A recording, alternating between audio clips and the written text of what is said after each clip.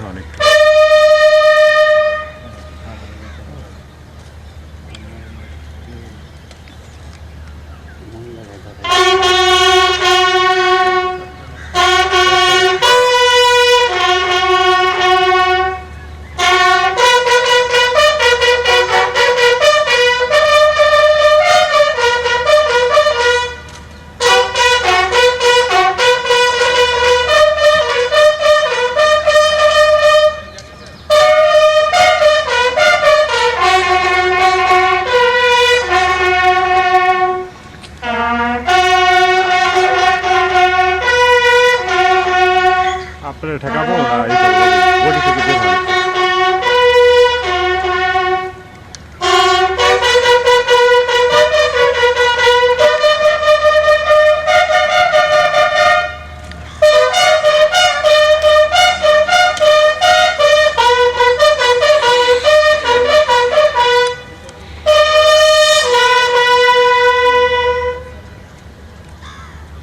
সশস্ত্র বাহিনী সরকার অস্ত্র নামাবে অস্ত্র নামা।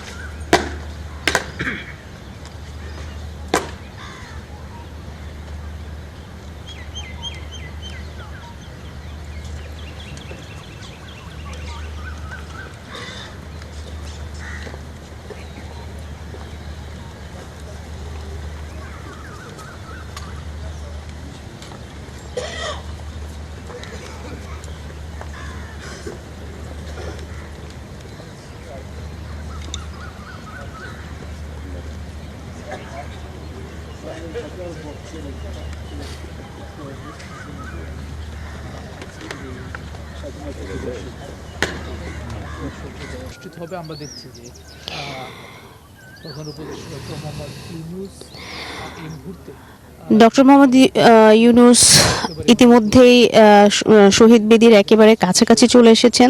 যেমনটি বলছিলাম, পাকিস্তানি শোষণ বঞ্চনার শৃঙ্খল ভেঙে লাল সবুজের পতাকা উড়িয়ে স্বাধীন বাংলাদেশ বিনির্মাণের ৫৪তম বার্ষিকী আজ।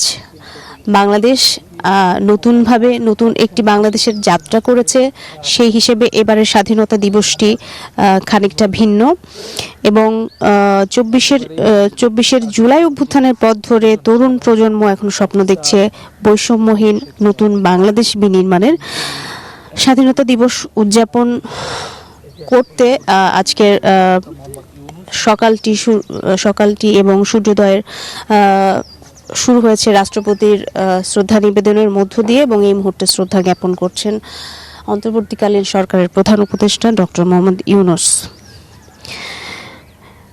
আজকের দিনটিকে আমরা উল্লেখ করে যদি বলি যে পরাধীনতার শৃঙ্খল ভাঙার দিন আসলে আজকে মহান স্বাধীনতা দিবস ২৬শে মার্চ। আজকের দিনে আসলে বাঙালি ঘুরে দাঁড়িয়েছিল এবং লাল সবুজের যেই বর্ণিল পতাকা আমাদের, সেই পতাকার সূচনা হয়েছিল আজকের দিনে এবং স্বাধীনতা এবং এই জাতীয় দিবস উপলক্ষে দেশবাসীকে এই দিনটি উদযাপন করতে রাষ্ট্রপতি মোহাম্মদ শাহাবুদ্দিন এবং অন্তর্বর্তীকালীন সরকারের প্রধান উপদেষ্টা অধ্যাপক মোহাম্মদ ইউনূস তারা আলাদা আলাদা বাণী দিয়েছেন।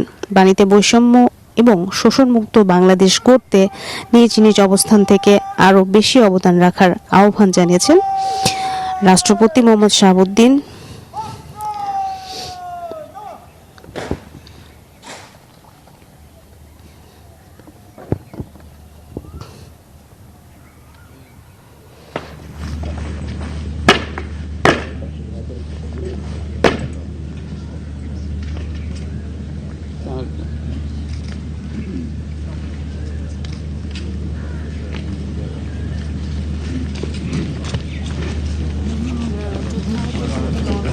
এই ঈদে জামা জুতো অ্যাক্সেসরিজের ডিসকাউন্ট। স্বপ্ন